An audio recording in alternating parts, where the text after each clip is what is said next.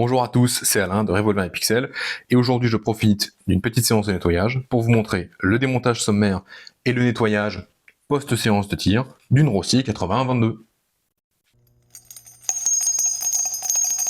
Tout d'abord, règle élémentaire, on va retirer le chargeur, vérifier qu'il est bien vide, hop, vérifier la chambre, vérifier que elle aussi est vide. On va maintenant pouvoir retirer le verrou, pour ça c'est assez simple, je le mets à l'avant, j'appuie sur la queue de détente et je tire. Hop. Le verrou devrait venir tout seul. Maintenant pour le nettoyage, il y aura 3 parties à nettoyer. Le canon, l'intérieur du canon, donc la chambre et l'entrée de la chambre, et la culasse.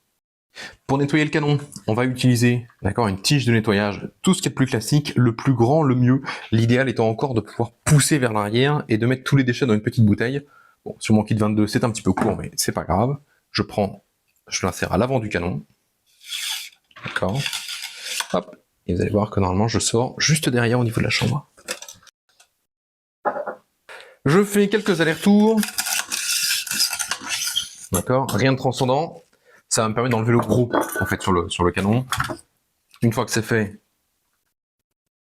je change de cette pièce-là vers cette pièce-là.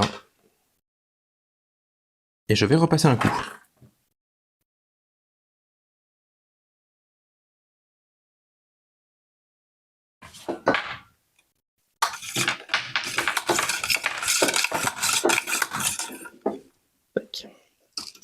Mon canon est nettoyé.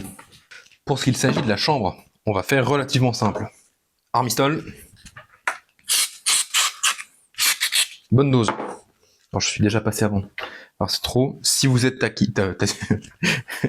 si vous êtes taquin, si vous êtes tatillon, brosse à dents et vous passez. Ok. Vous entrez, prenez un petit modèle de brosse à dents qui va bien sur votre arme. Et on enlève. Le but du jeu, c'est d'enlever tous les petits copeaux. Et ma chambre est à présent nettoyée. La culasse va paradoxalement être pour nous l'élément mécanique le plus simple. Je prends ma brosse à dents, vous avez déjà nettoyé, Armistol, pareil, j'y vais de bon cœur, et je frotte et j'enlève toutes les petites parties, en fait tout ce qui est visible.